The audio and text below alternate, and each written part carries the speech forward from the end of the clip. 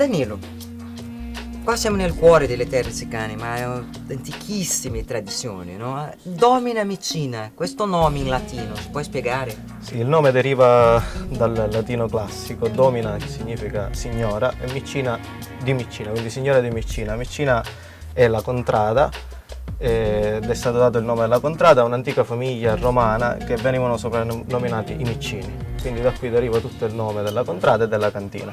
Allo stesso tempo di queste antichissime tradizioni, però è una cantina giovane, no? Sì, è una cantina molto giovane direi, perché è dal 2009 che vinifichiamo i vini. Poi io sono giovane, ho 22 anni e ho scelto di intraprendere questa avventura appunto anche perché tutti i miei avi hanno coltivato questa terra che è fantastica per l'uva, per i vini.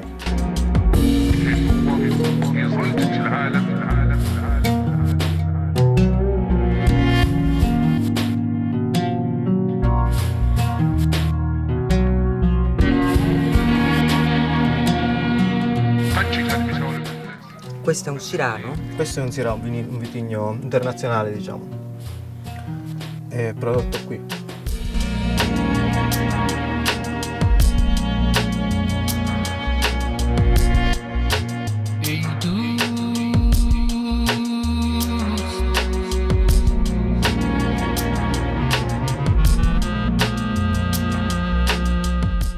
Allora, che tipo di vini Domina Micina produce?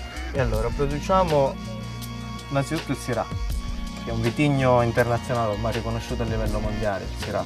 Come altro vitigno internazionale per il bianco abbiamo lo Chardonnay Viognier, che è fatto con agricoltura biologica. E poi passiamo alla linea Domina Micina dei terreni autoctoni, propriamente siciliani. Sono il Nero d'Avola e il Grillo, anche questo fatto con coltivazione biologica e lavorazione biologica. E poi abbiamo un'altra linea che è la linea Adamantis, che significa sempre dal latino diamante, perché ormai abbiamo deciso di tenerci sulla linea del latino classico. E abbiamo come all'Adamantis abbiamo Grillo sempre con lavorazioni biologica e coltivazione biologica, il Syrah e il Nero d'Avola.